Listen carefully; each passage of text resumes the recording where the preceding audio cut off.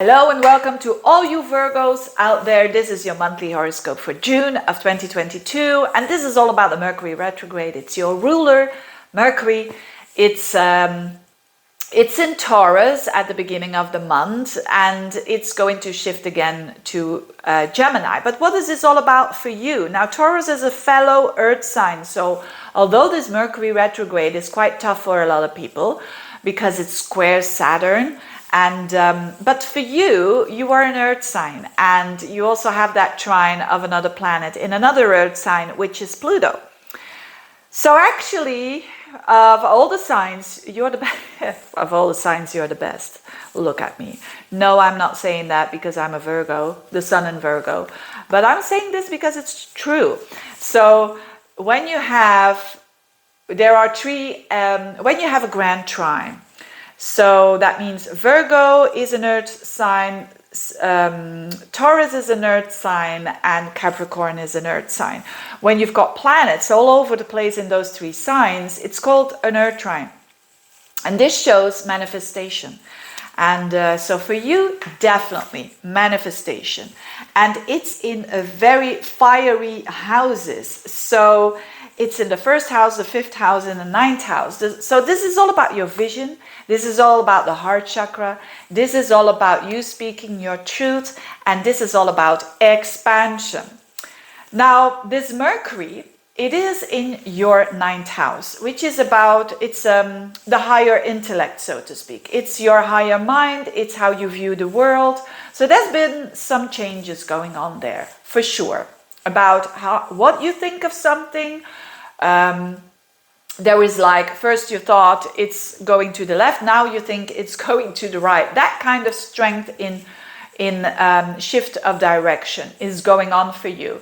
And although, yes, it does square Saturn in your sixth house, so it could have caused you to shift your routines a little bit, to make your routines more healthy, and to really stick to those routines as well. But you can deal with that. You know, Saturn in your house of the sixth house, you can deal with that. But a lot of people don't realize that this Mercury is trining Pluto 3 times. So it has trined Pluto on the 28th of April, on the 25th of May, and now the last time on the 10th, 11th of June. So this means Mercury trining Pluto is one of my favorite aspects, because especially Mercury is about communication, and Pluto is about raw, real communication, but not done in a way that you want to like put your thoughts into the minds of other people. No, it's quite natural and it's very real. So if you are in the world of communication, which could mean, you know, doing things like I'm doing, or which means maybe you could be a teacher. You could be a very strong communicator at your the business that you're doing, whatever it is. And especially around the 10th and the 11th of June, and you have to do like, maybe you have to do a talk or whatnot. It's super, super important. What you're going to say to people, people are really going to transform because of it, and so will you. So speak your truth and respect Pluto, which is the healthiness of not wanting to influence people. It's about believing in what you're saying and then detach yourself from it. You know, if people are gonna take it or not. That is the best way. So all of those who are working in the communication field, they are going to make big transformations there. Absolutely. And it's going to be so much in your favor, because this Mercury retrograde has been really going a lot about that. And then boom, Mercury goes into your 10th house again. It goes direct already on the 4th of June, but in the 9th house, and then boom, in the 10th house on the 14th of June. So there is like a whole new way of how you communicate at the workplace, the public. You could be seen by the public as a very intelligent, witty kind of person who's got something to say there.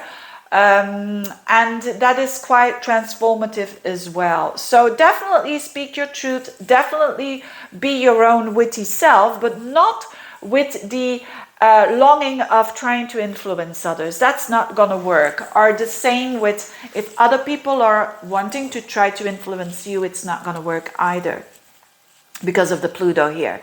Now, Mars and Jupiter are in your 8th house. So that is quite fiery to have such energy of in Aries, Mars and Jupiter for the whole month in your 8th house. Now, what is that? That is behind the scenes. People are not going to know that that is going on for you.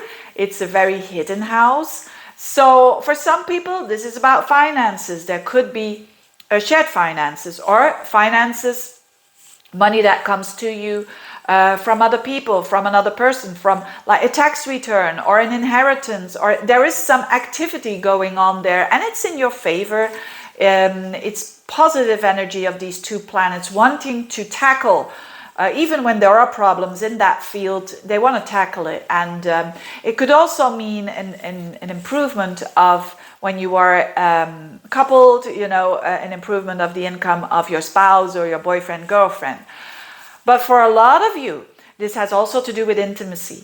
So more intimacy, sexuality, intimacy, more about opening up on a very deep level and a bit raw there, because it's in Aries after all, and being vulnerable. It's almost as the Virgos are really learning now that being vulnerable is a strength and is a tremendous strength. And it has to do with, like, look, no one likes to show their vulnerabilities, whatever it is that they have as an insecurity, as a vulnerability. And believe me, Virgos do have quite a lot of them. Why? Because they are perfectionists. So they see their own imperfections a lot. But now it's a time of, I'm going to own them. I'm going to own them. I'm going to battle them, tackle them. And because of that, you know what's going to happen? People are going to value you even more. It's very funny, but it's true. People are going to value it more because you are valuing yourself and your insecurities way more. So great for intimacy, great for having that conversation, or, well, conversation, probably more action there, if you know what I mean. But also about showing your, it's not only sexuality that I'm talking about here, it's more than that.